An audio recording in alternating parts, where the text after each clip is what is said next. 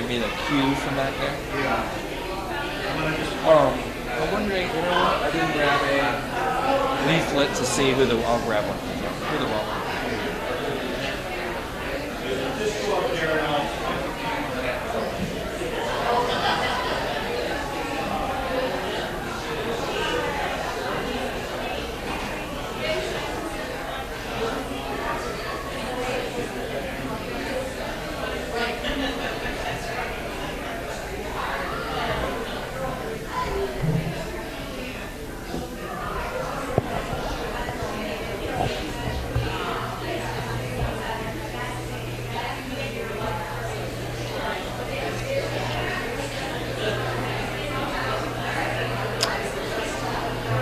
Good morning.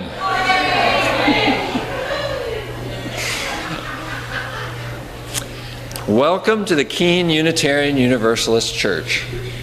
My name is Richard Clark, and one thing I like about being a part of this community is all of the people. We are delighted that you are here, whether you're here with us in our beautiful and historic sanctuary or watching us from home on our YouTube live stream. Let's give a wave, everybody. We welcome you here today, whoever you are, whomever you love, wherever you are on life's journey. You are welcome here. We hope you'll find something in our service today that provides useful in your daily life and provides you hope, grace, and energy for the week ahead. If you are new here today, or just feel new, we welcome you. Each week we designate an ambassador. They are here to help you get to know our church, our faith, and our community. You can ask them questions. And today our ambassador is Carol Mills. We also invite you to sign the guest book located at the front of the sanctuary, and we hope you will join us for coffee or tea in the parish hall following the service, just through the doors to my right. Please silence your cell phones, but you do not have to silence your children, whose noises are always welcome in our sanctuary. Once again, I say welcome. May you find joy in this hour, a message worth hearing, and many good reasons to join us again.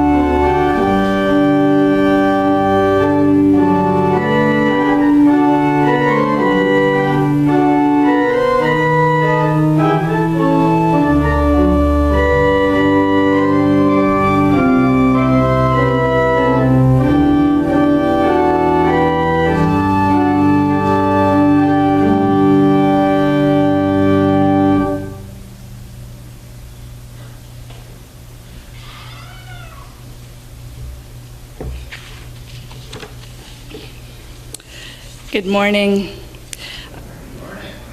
I want to welcome everyone here today, whether you're here for the first time or the 100th. I am the Reverend Rowan Van Ness, the minister of this congregation. It is the tradition of this congregation, the Keene Unitarian Universalist Church, to invite anyone interested to sign the membership book on Easter Sunday and become a member of this congregation. I will have the book on hand in the parish hall after the service if anyone would like to join today.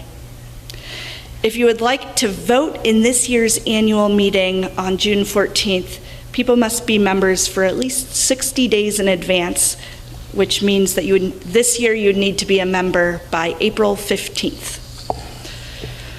Today is also the fourth day of Passover, and for anyone who may be observing that holiday, I wish you a Chag Pesach Sameach, a happy Passover holiday. Our opening words this morning are by the Reverend Lisa Day, the minister of the Unitarian Universalist Church of Savannah, Georgia. Resurrection, an acrostic meditation for Easter. Rejecting literal readings of what we insist is only a myth, we look to nature and religions close to the earth for alternative stories of the season. Explaining away troublesome details, the empty tomb, Jesus' appearance to the women and the disciples, we tell a story that appeals to logic and reason. Surprised, nevertheless, by the call of the season, waking an ancient longing in our heart, we pause from our explanations to ponder the stirring. Unwilling to quiet the voice crying for rebirth, fresh starts, new life, and remembering times we have been as if dead, yet still our hearts beat and we moved upon the earth, we set our disbelief aside, if only for a moment, in a day, in a season. Reason tells us life precedes death and death itself is final, but our experience of second chances, cures, recovery, forgiveness, and reconciliation tell a different story. Even when life as we have known it is destroyed forever and hope has abandoned us, somehow life has held us and breathed us into a new being and called us to rise in fullness, triumphant, humble, grateful, insistent life who will not let us go, who even at our most broken, most wretched, calls us out of the tomb. Now the stories merge, myth and science, history and experience, and we whisper, Alleluia. Alleluia that you are. Alleluia that we are. Alleluia, life everlasting. Amen. At this time, we have our chalice lighting, and I would like to invite forward Matthew Lawler. You may please join us in reading the chalice lighting words that you'll find in your order of service while Matt lights our chalice. We kindle this flame to remind ourselves of the light of truth, the warmth of community, and the fire of commitment. Thank you. And now I'm going to introduce our three-part, no rehearsal Easter pageant titled Uprising. Our free faith draws from many sources, and almost every Sunday morning, our worship includes reading and stories from many wisdom traditions. But Unitarian Universalism was born out of two heretical Christian traditions, so the way that we tell stories about Jesus is important.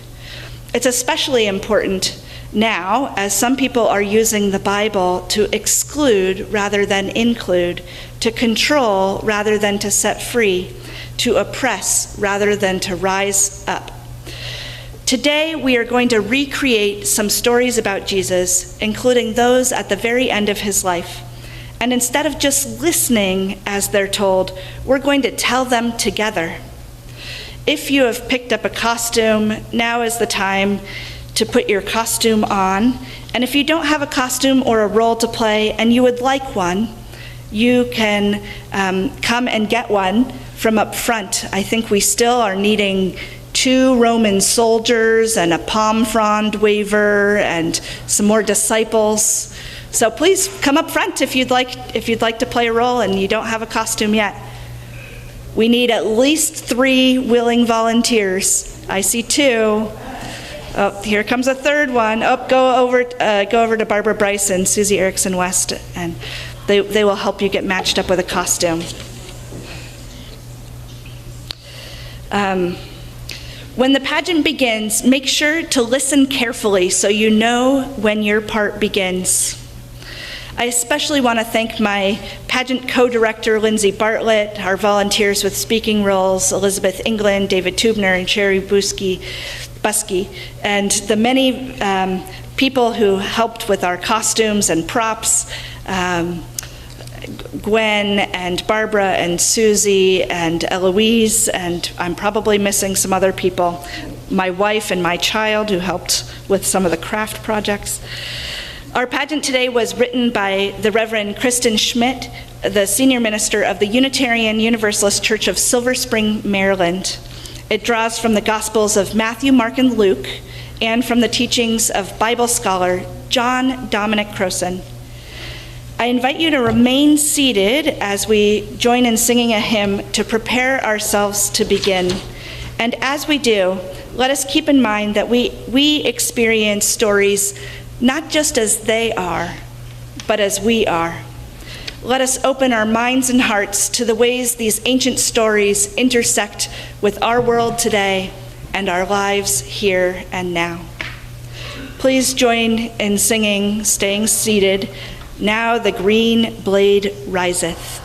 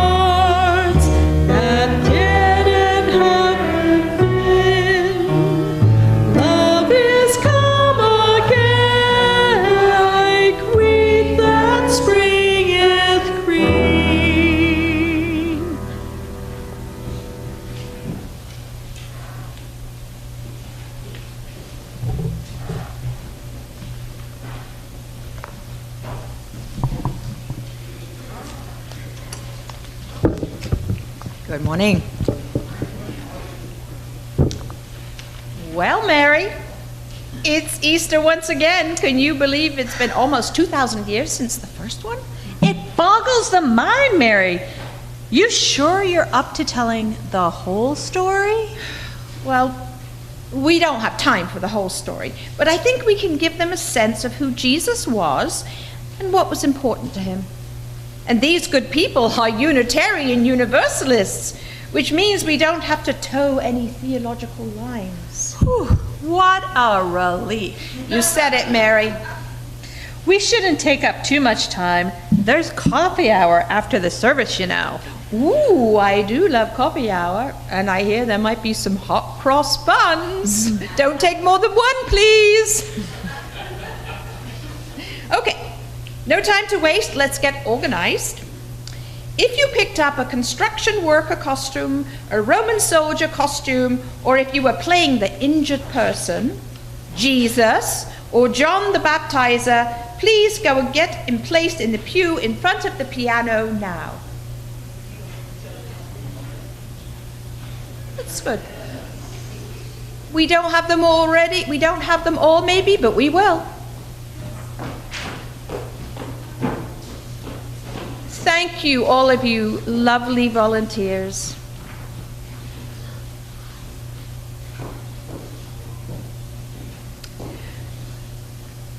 Our story today begins in Nazareth.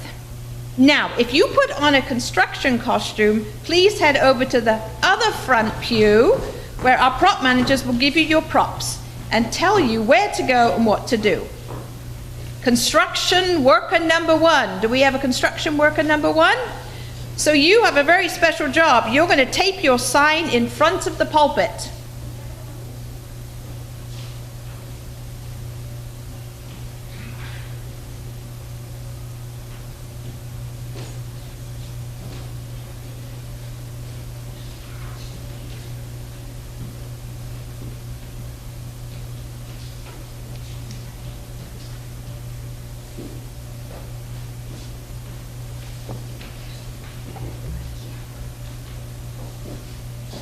Lovely.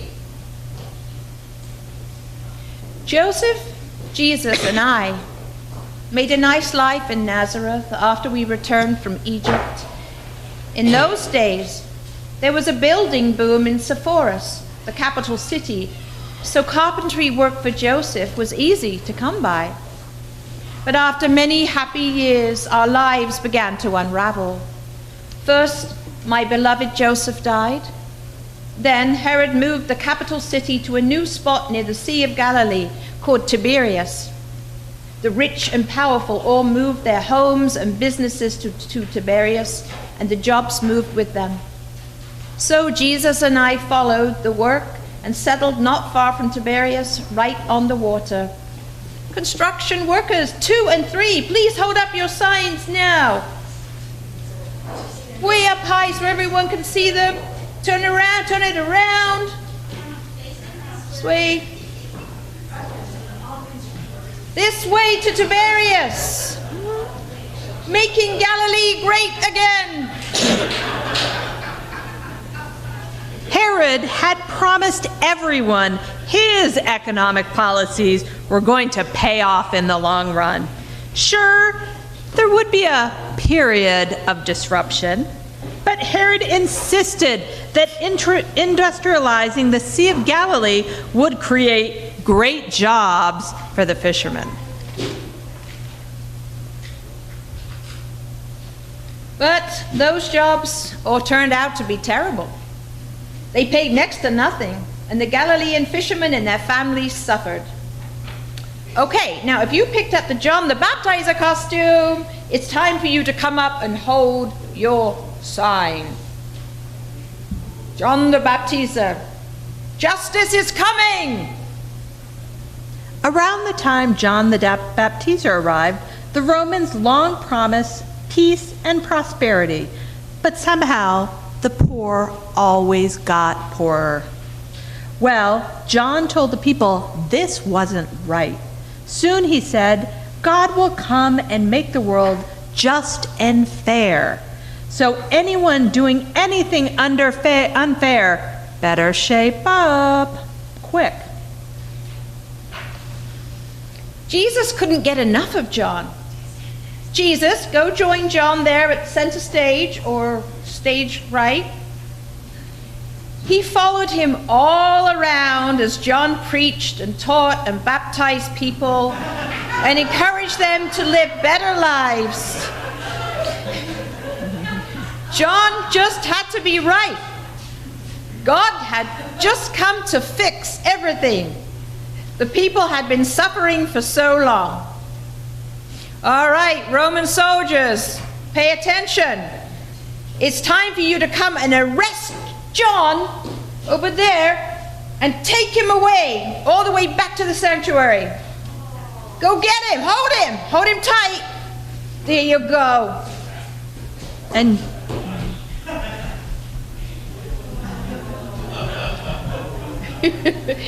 when John was eventually arrested, Jesus knew he needed to pick up John's work where he'd left off, and he began with the fishermen. this is when I first met him. If you picked up the injured person costume, it's your turn to come up so Jesus can heal you.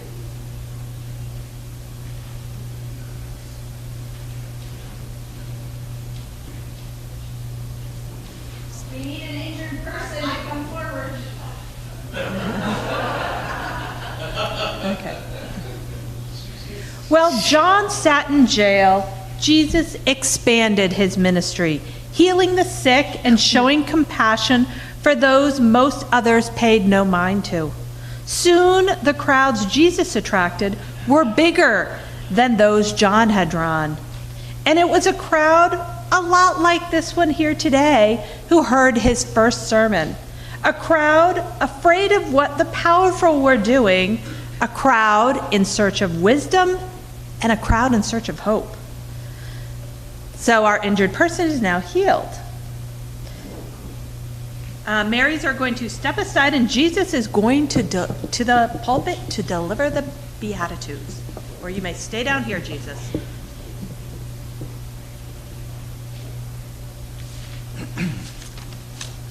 Blessed are the poor in spirit, for theirs is the commonwealth of heaven. Blessed are those who mourn, for they shall be comforted. Blessed are the meek, for they shall inherit the earth. Blessed are those who hunger and thirst for righteousness, for they shall be satisfied. Blessed are the merciful, for they shall experience mercy. Blessed are the pure in heart, for they shall see God. Blessed are the peacemakers, for they shall be called children of God. Blessed are those who suffer persecution for righteousness' sake, for theirs is the commonwealth of heaven. Okay, Jesus, thank you for those powerful words. You can sit at the chancel. Everything changed when John was executed. Jesus was devastated. How could this happen? How could God have abandoned John? And if God wasn't going to come bring justice and joy to the world, who would? Jesus went to spend some time by himself to grieve his friend. But the people were getting hungry. Filled as he was with pain and grief, Jesus felt compassion for the crowd. They had lost people they loved and trusted too.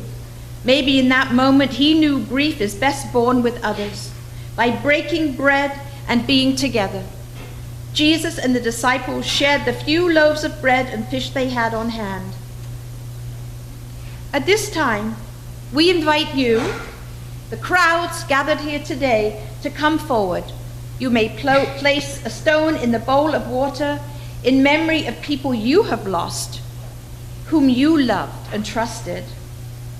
And when you come forward, you are also invited to receive a goldfish cracker from Jesus and the disciples.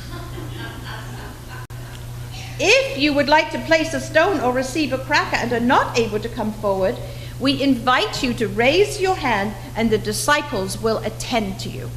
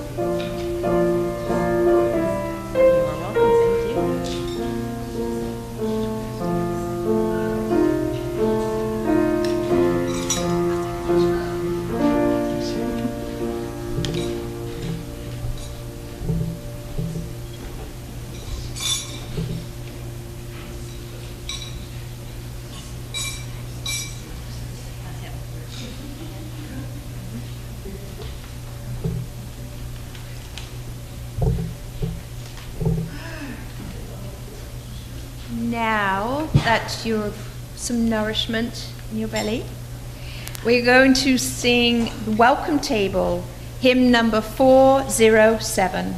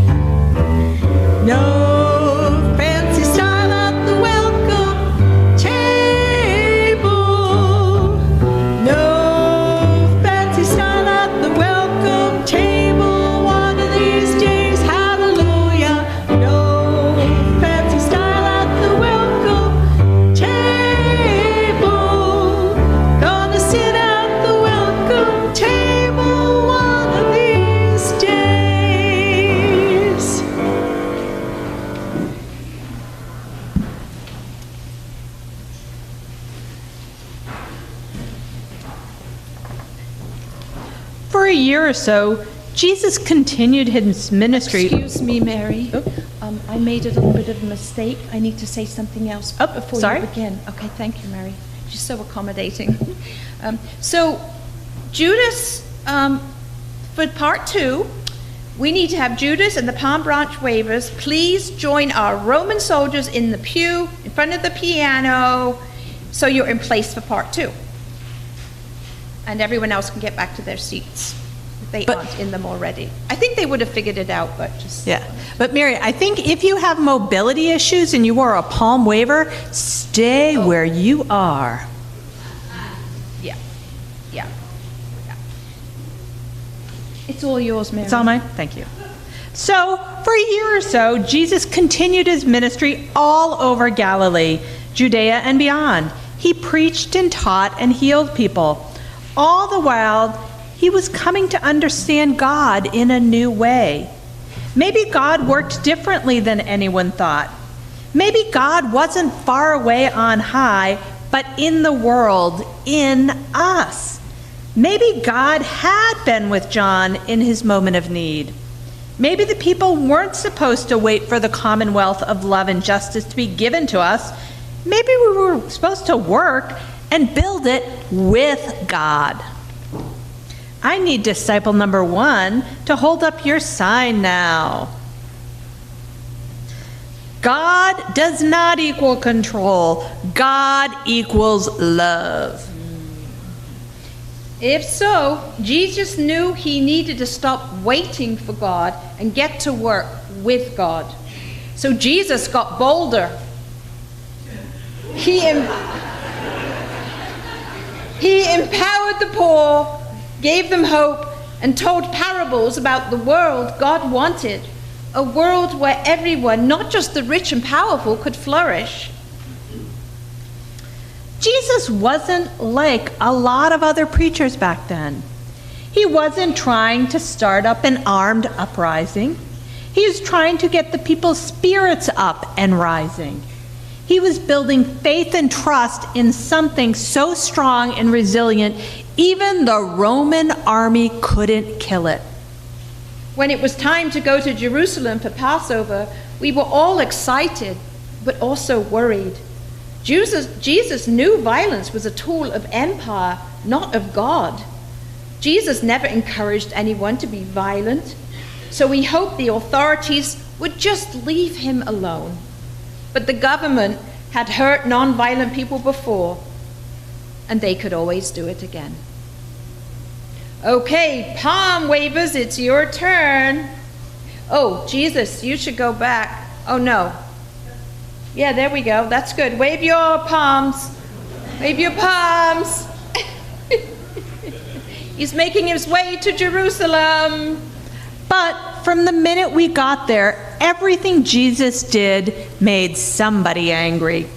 The crowds waved palm branches as Jesus made his way into the heart of the holy city, and everyone shouted, "Hosanna!" which means God save us. All right, disciple number 2, hold up your sign now, please. Okay, crowd, now it's your turn. Say the word. Say it 3 times. Everyone. Say it loud. Hosanna! Well, that didn't make Pontius Pilate very happy. The people were supposed to look to him to save them, not some uppity son of a Nazarene carpenter. Then Jesus went to the temple, and what he saw made him angry. The people who already paid taxes to Rome and traveled all that way now had to pay even more money. First, they had to pay a huge fee to exchange their hometown coins for Jerusalem coins, and then they had to pay a lot for special temple sacrifices. Even there, in the holiest of places, the rich were taking from the poor. This made Jesus so mad that he flipped over the tables of the money changers. Jesus then walked back to the piano. He was so disgusted. He walked right out of the temple, right out of Jerusalem, and all the way to the town of Bethany, which in our sanctuary is the piano. That's when we all began to feel really afraid. Jesus was making people with a lot of power very upset. What if he got arrested and thrown into prison? What if all of us were arrested along with him?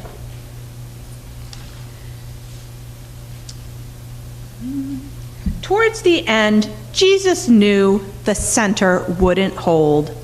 People had no frame of reference for what he was trying to do, the kind of lives he was inviting us to lead. Our friend Judas understood it least of all. Judas, it's time for you to come up here.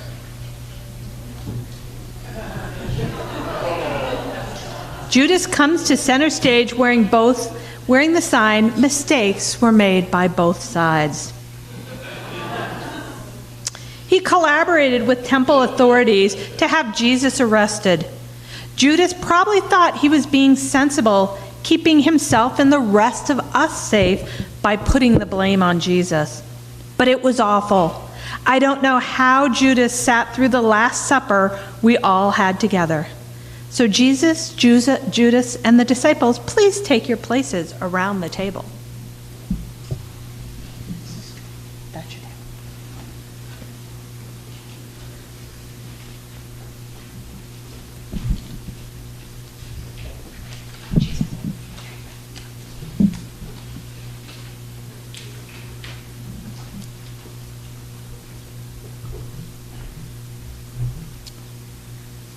My friends, take this bread and eat it. It is my body. Take this cup and drink it. It is the cup of a new covenant. I won't drink this again until I drink it with all of you in the commonwealth of love and justice.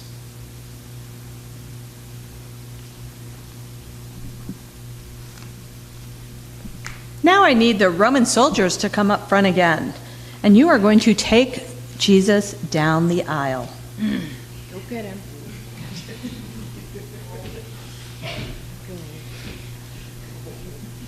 My sweet boy was arrested while he was praying in the garden at Gethsemane. All of the rich guys in power worked together to make sure Jesus got sentenced to death. He was just an inconvenience to them, but he was everything to me. Oh, Mary. I can't bear to tell you what happened after that. The next song will have to tell that part of the story. I need the person playing the angel to come forward and join us at the chancel. And all my disciples, thank you for your leadership. You may be seated.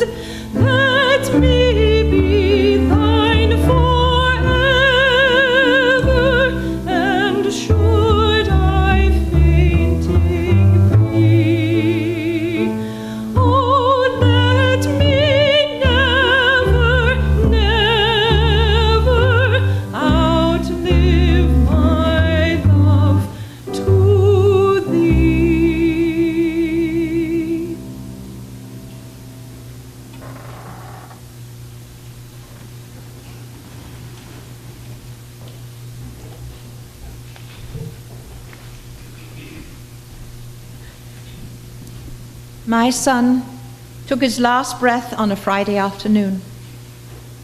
Saturday is the day of rest, so we weren't able to prepare his body for burial until Sunday. I couldn't bear to do it myself, so Mary went for me. Salome and I got up even before the sun. Friends of ours had placed Jesus in a tomb and rolled a huge stone in front to keep his body safe until we could attend it. We weren't sure how we'd move the stone when we got to the tomb that morning, but we had to try. But the stone had already been rolled away when we got there. Angel, please take your place at the mic on the floor. Yes, and when we went inside, we didn't find Jesus. Of all things, someone dressed all in white was sitting there. Don't be afraid. Angels always appear at the most upsetting times in your life. Honestly! As I was saying, don't be afraid. You are looking for Jesus of Nazareth, who was crucified. He has risen. He isn't here. Now go back to your friends and make sure to tell them that Jesus is ahead of you on his way into Galilee. You'll see him out there. Now go. Thank you, Angel. You now can go back to your seat. None of us knew what to make of that. We did what the angel. What did the angel mean that Jesus had risen? Well, We went back to our friends and told them what we had seen and what the messenger had told us. As usual, the men didn't believe us, at least not at first. Even so, you were the first preachers in what later became the Christian tradition. Just remember that any time someone says women can't be ministers. You tell them, Mary. Well, the days after that were hard. I still couldn't believe what the authorities had done to my sweet boy. But I had a feeling that whatever had happened, he was at peace. He came to me in my dreams, you see, and from time to time, I'm sure I saw him around Galilee, just out of the corner of my eye. And each time we shared food with someone who was hungry, each time we welcomed someone alone to join us in our community, all of his friends could feel him there with us. No one really knew how to make sense of everything that had happened, even though a whole lot of theologians claim they can. All I do know is that what Jesus had started didn't die with him. Because of him, a spirit of hope has come to dwell in each of us, among those who had known and followed him. Even in killing Jesus, the powerful didn't kill his cause, his movement, his ministry, because the places where things die almost always become seed beds for new life.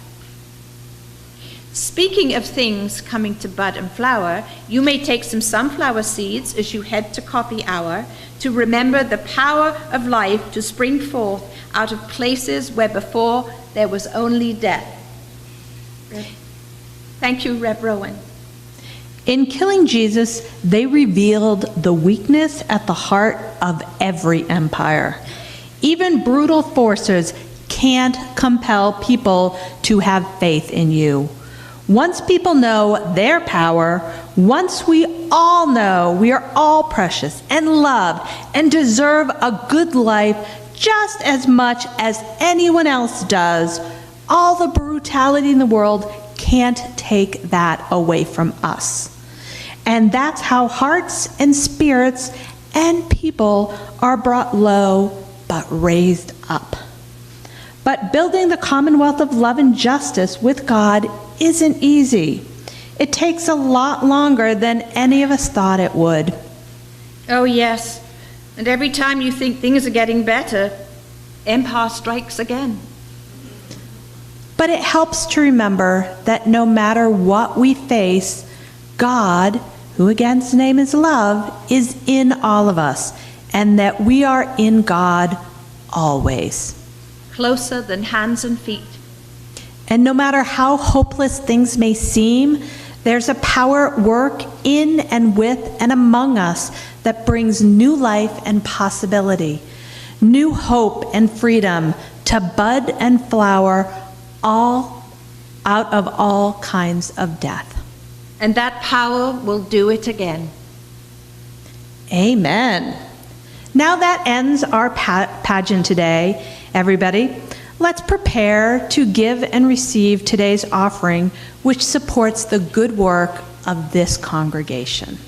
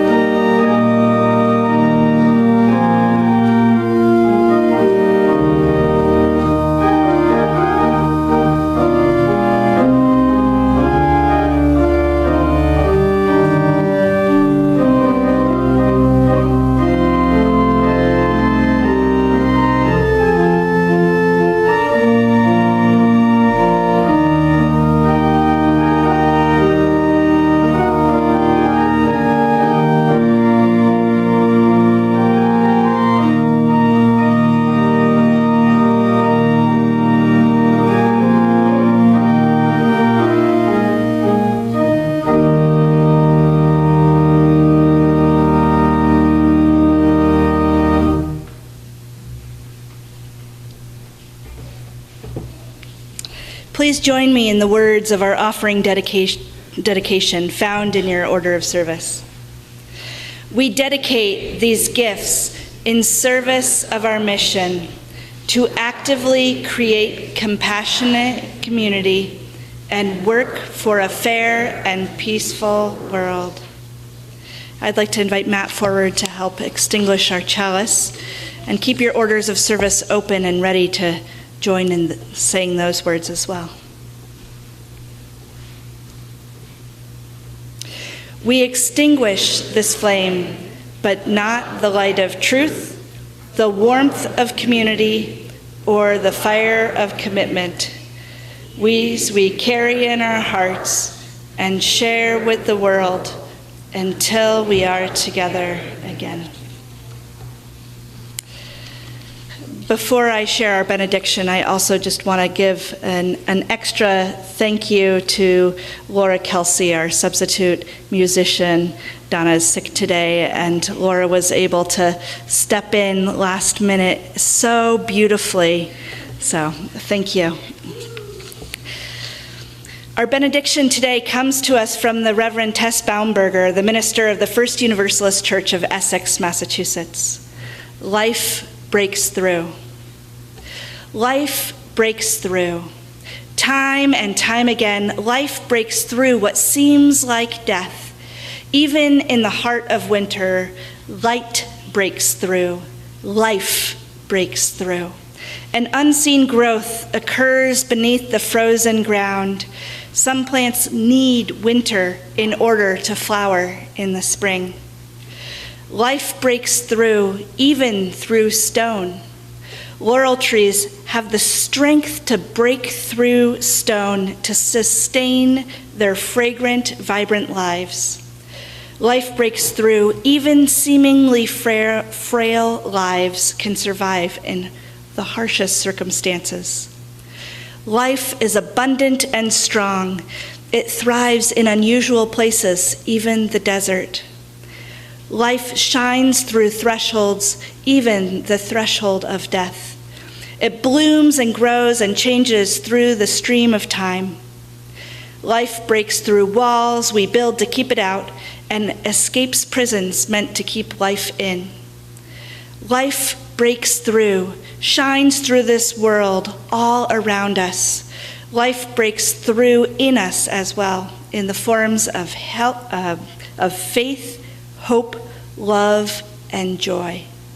Life breaks through again and again, and so we celebrate Easter, the triumph of life over death, of goodness over wrongdoing, and of love over hatred and intolerance.